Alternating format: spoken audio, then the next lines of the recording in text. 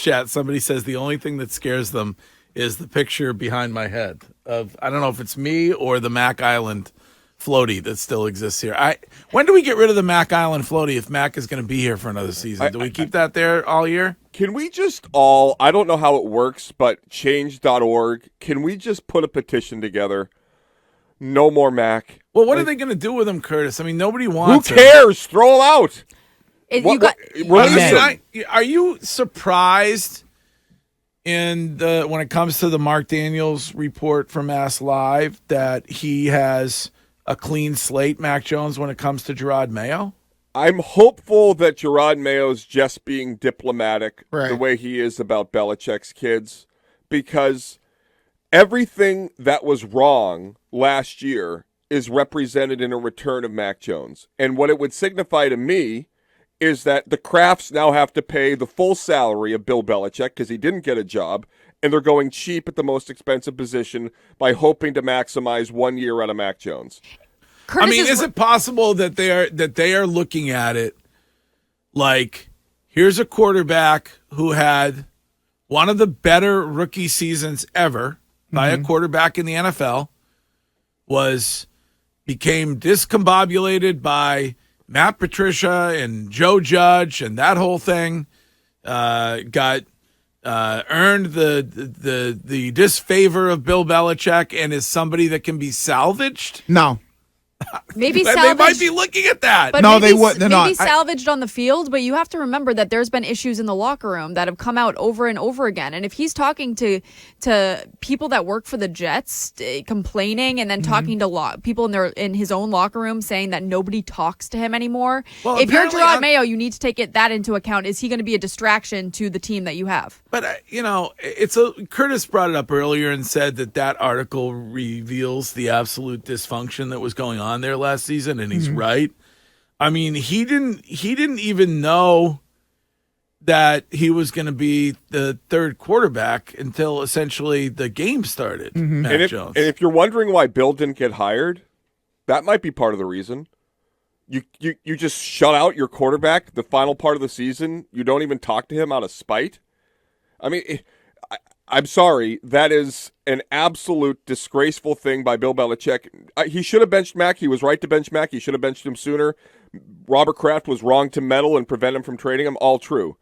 But on the final game of the season, you just let him find out 90 minutes before the game that he's inactive because you're just proving a point.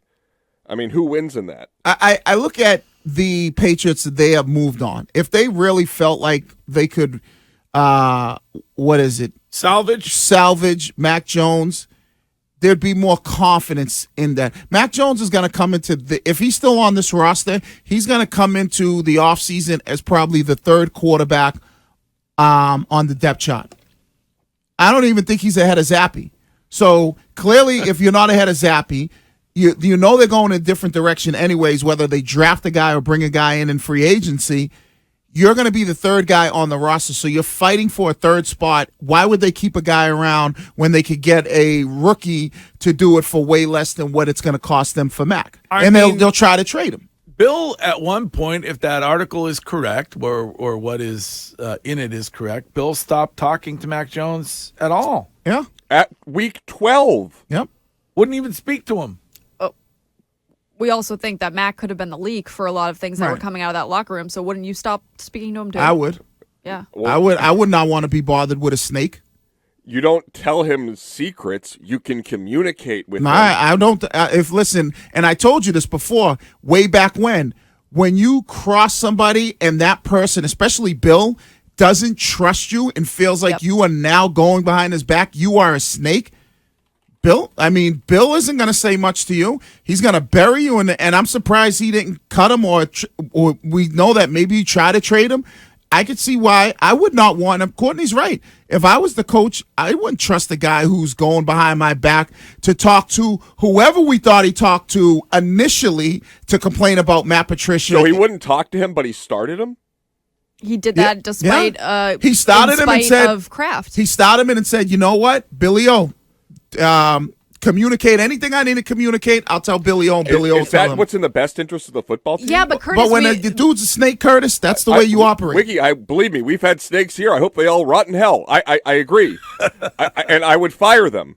That's what I would do. But Curtis, if you wanted to fire them, but Mike Thomas was their guy or gal, then wouldn't you'd have to go with your boss, right. Robert Kraft. If you believe that Mac Jones is a Robert Kraft guy and Bill was doing it in spite of him, those reports have come out too. It kind of all connects. And if you just follow everything that's come out, it makes sense. And he talked to him a little bit, because think about it, we saw him on the sideline saying, "Hey, Mac, you're done." Or seriously, along those lines of whatever those conversations were, even if it was like you got to make a better decision. And I get Bill's being petty, but I get it when you don't trust somebody. Like, Mac was going behind his back. Mac's complaining to Jets people. But in some ways, I feel bad for Mac, and I get it. I'll be accused of still being on the island, which I'm not. But it was so dysfunctional. Do you need a timeshare exit team? You read that whole thing about Bill O'Brien and the wide receivers being unable to run a simple route, and Bill O'Brien telling Mac Jones, "Listen," essentially saying, "We know these guys can't run routes, so just throw the ball where it's supposed to be, and if they don't catch it, they're not there. They're unable to catch it. Then it's not going to be on you." Right. So why not do that? That's complete dysfunction. Rather though. than he was trying to freestyle. And he was trying to make. All it was doing chicken salad out of poop. Right, but all he was doing was taking the chicken salad that you were trying to make and turn it into poop, and you were making it worse. Speaking of poop and chicken salad, I know Courtney likes chicken salad. I would say this, Courtney, you changed my mind a bit. I think you're right, and I think that the Crafts are really the problem here because they allowed all of this to go on, right? They knew that Bill wasn't talking to the quarterback, I presume, and I'm concerned that departure of Bill has only further empowered Robert and Jonathan to meddle in ways that were disruptive to the football operation, and that is concerning entering next year, especially if Mac Jones is back. Greg, you know. Here's a text agreeing with you, Curtis. 781 text on the Subaru of New England text line. Find your authorized Subaru retailer at SubaruofNewEngland.com. Bill wasn't even half of the problem. Most of the blame should be on Robert Kraft. He meddled in the football decisions the last few years, and look at the outcome. So, yeah, I mean, does anybody believe Gerard Mayo has anywhere near the same power Bill did? No. And so if the Crafts want Mac, don't you think Mac will be on the roster? Yeah, he'll be around. But I think they're at the point now where they know, with all the reports that are coming out, because there was in that same report there was some guys in the locker room who didn't really like the way he was doing things. I think if you're the Crafts, this guy is not good enough for, like Courtney said, for you to potentially throw a wedge into the locker room and have Gerard Mayo start his coaching career having to juggle a locker room that might not see or get along to a certain extent with a guy that's in there. You remove this guy from the situation, especially when he's not that talented. Maybe not. God, what can we do to stop Mac's return? He's going to get cut, man. Don't even sweat it. Oh, Wiggy, I'm scared. I really He's am. not even, like I told you, whether they draft a guy or they bring a guy in free agency, he's the third guy on the roster. He's cheap. You know who's cheaper than him? That is attractive to some. Bailey Zappi's cheaper than him. There may be somebody in that building who finds cheap to be attractive. Right, yes, but hello. Who's cheaper, Zappy or Mac? Zappy's cheaper. Yeah. And does it worry you that Mac's still here during this offseason? No, don't worry. Because what they'll end up doing is they'll end up, come draft day, they'll end up trading him for like a 7th round draft pick is what will end up happening. Yeah. Because you don't think that they look at it and go, he's not even better than Zappy, and Zappy doesn't give us any of those problems. You know what? Zappy's a trained, puppy. All right, well, come